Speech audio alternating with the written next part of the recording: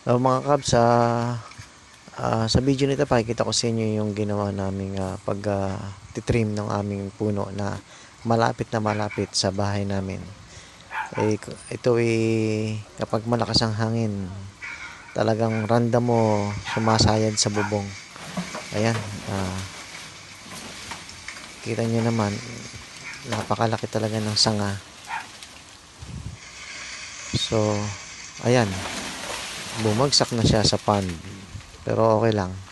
Mamaya na lang natin linisin ang ating fish pond.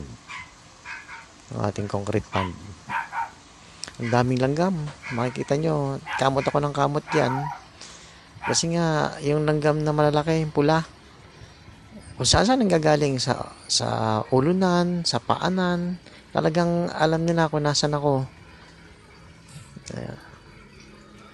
Gusto ko na nga tumalon dyan sa concrete pond. Pero, kailangan kong tapusin to. Nga lang, hindi ako makapag-umpisa uli. Kasi panay ang kamot ko dyan. Lalanggam na. Binagsakan din ako mga langgam. Mga hantik pa naman.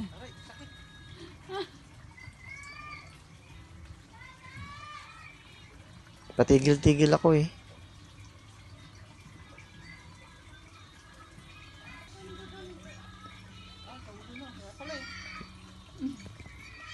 Kung maririnig nyo lang yung ano dyan, puro aray-aray.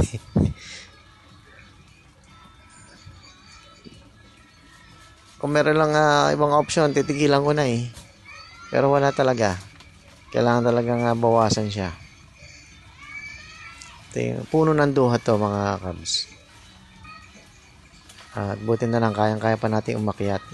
Pero naglagay naman ako ng lubid na kapitan dyan. Ayan. Kung saan kasi nagkakamot, kaya ano na muna natin yung camera. Baka ma-sensor tayo ni YouTube.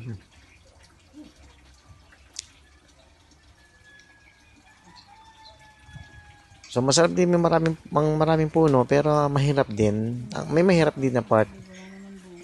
Kapag ganyang may masamang panahon na paparating, talagang mag-aalala ka. Ayan, ano na ulit tayo. Problema nito, paghahakot naman, siyempre puputol-putulin ko pa yan mamaya pagbaba. Pero ang dami talagang langgam, sobra. Kamot dito, kamot doon,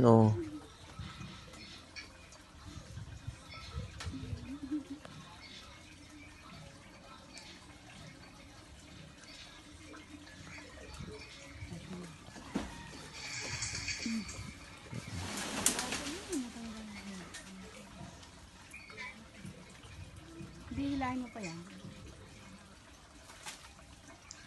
So ayan na, medyo pababa na tayo. At problema naman ay pagpuputol-putulin na lang natin. Ang tanong natin, bababa na si Chairman.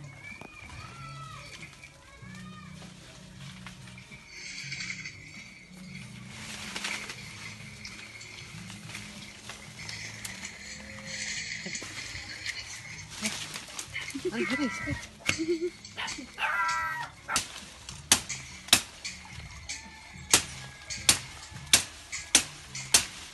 Ayan, kailangan natin pagputol-putulin din naman doon sa pinakamalaking sanga niya para na mamahakot natin doon sa pagtatapunan.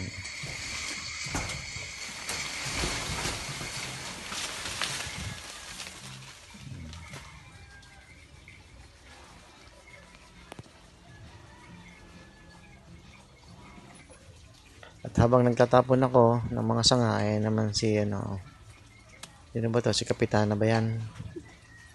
Na tinatanggalan niya yung mga bunga kasi para gumaan-gaan naman. Ayan, may gulay pa kami. So, yan yung hindi nawawalan halos ng bunga yan.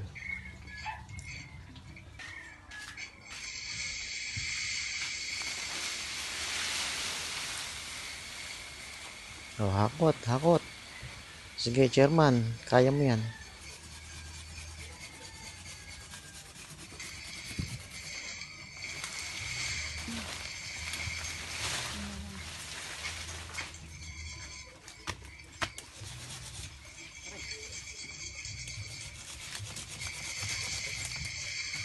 Tinitiis ko lang yung ano, yung kati dyan, tsaka yung hapdi ng mga kagat ng mga langgam. At dahil hanggang diyan sa pagpuputol natin, Ano ka talaga ng ay andyan pa rin ang mga langgam.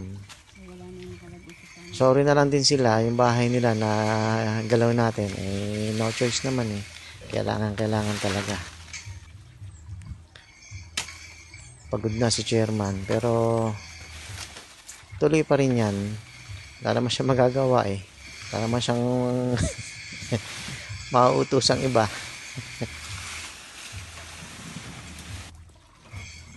Ayan, naglalagay na ako dyan na, o tayo ng ano dyan, ng gulong. Ha? Hangoy.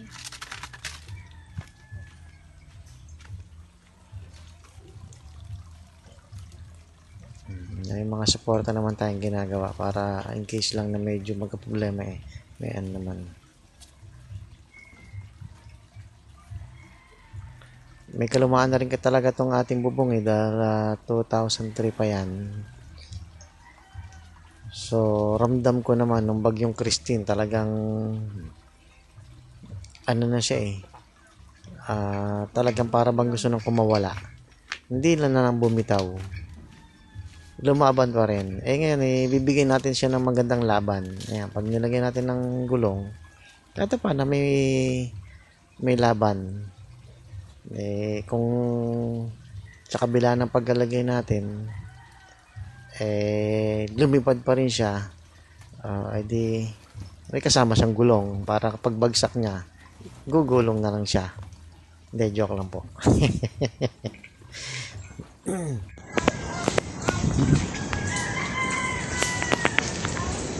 Dito naman tayo. Ito yung tinrim natin, tsaka yung puno ng santol, tsaka ng ampalaya. Ampalaya, ano ba ito? Langka. May puso na pala doon. Hindi na natin na i-video yung pagputol ko ng sanga ng santol. Ayan, sa puno ng santol. So talagang maraming andito sa atin. Sa bubong natin dito sa kusina. At yun ding puno ng langka. Luma-luma na ang ano. Yero. Ayan, tura ng bubong natin. Nalagyan natin ng gulong. Sana hindi lipa rin. So, hanggang dito na lang mga kabs at salamat sa patuloy ninyong pagsubaybay sa ating video. Salamat at ingat po tayo ano, lalo na ngayon may parating na bagyo.